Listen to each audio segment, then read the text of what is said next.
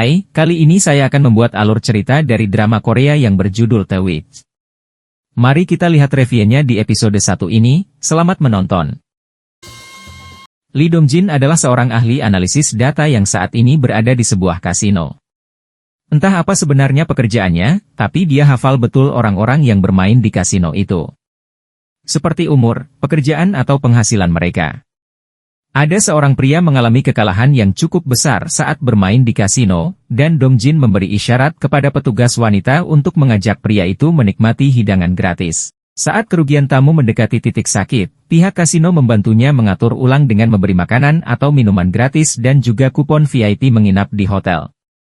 Itu adalah trik agar tamu bisa gunakan tiket hotel itu saat dia mengunjungi kasino lagi. Walaupun tujuan kasino adalah mengumpulkan uang tamu sebanyak mungkin dan bukan urusan mereka jika tamu sampai menjual mobil atau rumah. Tapi menurut Dong-jin daripada membiarkan para tamu kehilangan segalanya dan tidak pernah kembali, akan lebih baik membuat agar mereka tetap datang, karena akan lebih banyak uang akan mengalir ke kasino. Itu membuat pimpinan terkesan dengan proposal Dong-jin yang sangat menarik. Idenya membuat tamu kehilangan lebih sedikit uang cukup menarik.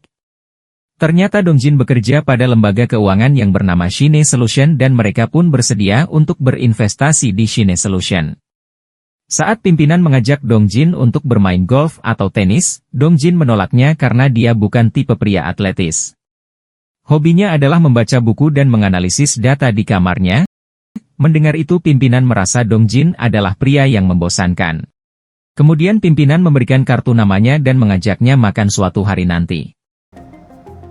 Saat di parkiran, Dong-jin melihat kaca mobilnya pecah, kemudian dia melaporkan kejadian itu ke kantor polisi. Seorang pria dengan sengaja merusak mobil Dong-jin dan dia juga memeriksa nomor teleponnya. Pria itu melakukannya dengan jelas dan mengetahui siapa pemilik mobilnya. Petugas polisi merasa mungkin dia punya dendam terhadap Dong-jin, tapi Dong-jin tidak mengenal pria itu dan petugas membuat laporan kerusakan dahulu.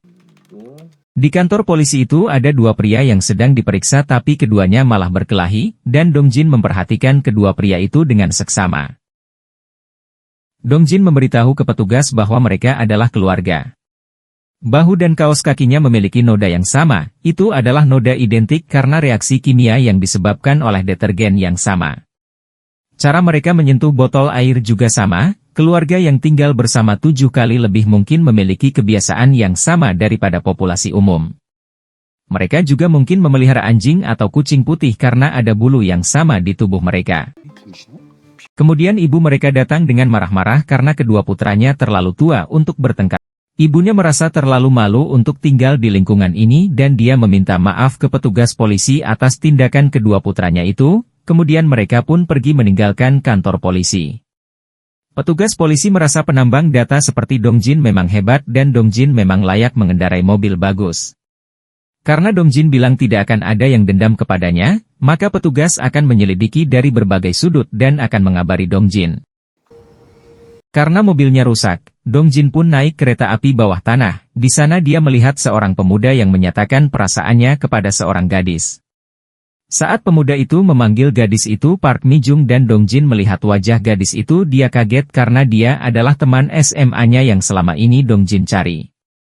Ibu Dong-jin pernah bilang jika mereka ditakdirkan bertemu, maka mereka akan bertemu suatu hari nanti.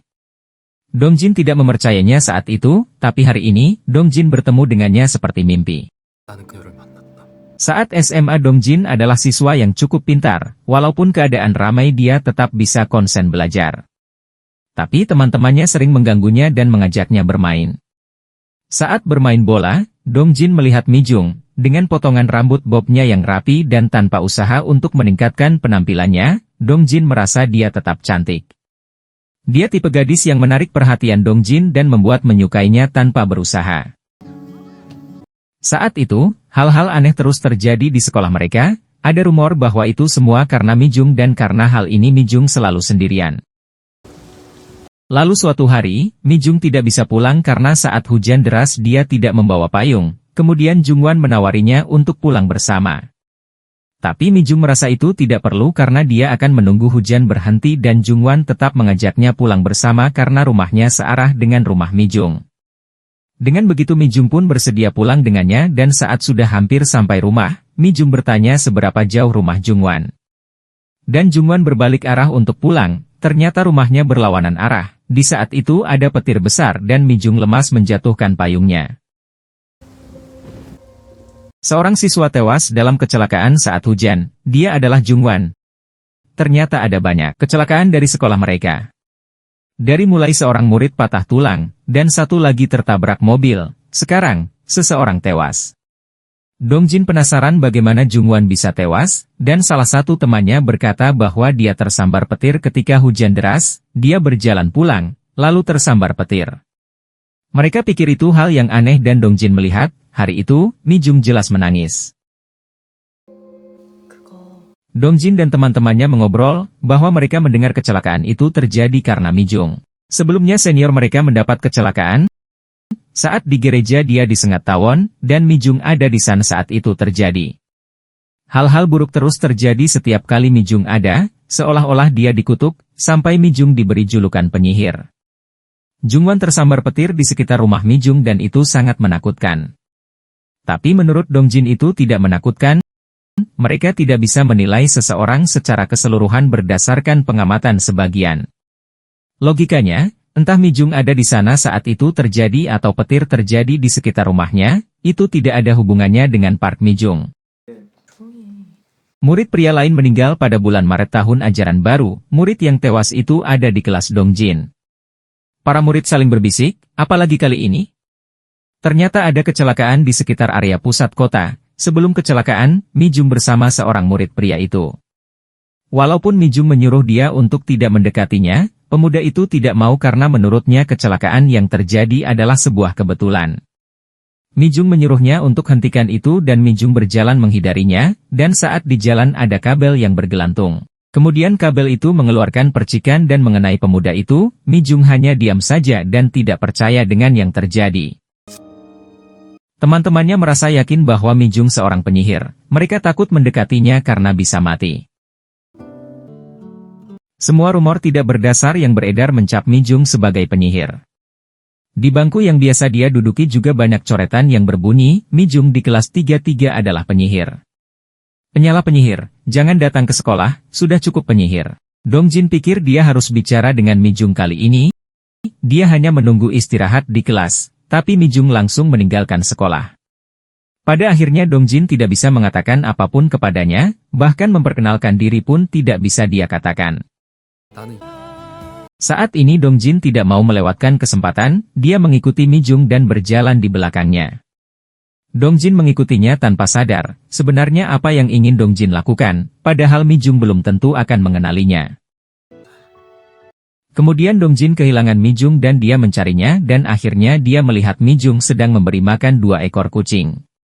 Saat ini Mi Jung merasa sangat sulit, dia ingin hidup tanpa bertemu orang, dia sungguh tidak tahu cara hidup atau cara menghilang. Dan Dongjin yang mendengar itu berharap Mi Jung baik-baik saja dimanapun dia berada. Dongjin sudah lama ingin bertemu dengannya, dan dia tidak tahu jika Mi Jung hidup seperti ini. Mi Jung merasa mungkin dirinya telah menyakiti seseorang hari ini seperti biasanya. Dan Dongjin pikir, pasti ada alasan kenapa mereka bertemu lagi setelah selama ini. Karena orang yang ditakdirkan bertemu, pasti akan bertemu suatu hari nanti. Keesokan harinya, Dongjin penasaran dengan pria yang mendekati Mi Jung di kereta api bawah tanah. Dongjin mencari video tentang itu dan Dongjin menemukan video pria yang menyebabkan keributan di kereta bawah tanah. Seorang pria yang tampak mabuk dan menyatakan perasaannya kepada seorang wanita dan ditolak, lalu dia pingsan. Dongjin terkejut melihat itu, dia pikir apakah kutukannya masih belum hilang. Dongjin bertemu dengan temannya yang bernama Jong Hyuk. Dongjin merasa beberapa orang agak aneh, maksudnya adalah seperti setiap kali Jong Hyuk menonton pertandingan secara langsung, tim yang dia dukung selalu kalah. Setiap kali saat mengantre di luar restoran, mereka kehabisan bahan tepat sebelum gilirannya. Dan saat mesin yang bekerja dengan baik saat dipakai orang lain, tapi selalu rusak saat dia menggunakannya. Seperti hukum Murphy atau hukum Sally, ada hukum aneh di dunia ini. Tapi menurut Jong Hyuk tidak ada hukum seperti itu dan itu semua kebetulan semata. Dongjin pikir, bagaimana jika ada seseorang yang dihantui kutukan mengerikan itu seumur hidup mereka? Seseorang dihantui oleh hukum kematian seperti kutukan, jika saja Dongjin bisa memahami hukum itu, tidak bisakah dia patahkan kutukan itu? Bukankah itu berarti Dongjin bisa menyelamatkan orang dari kutukan?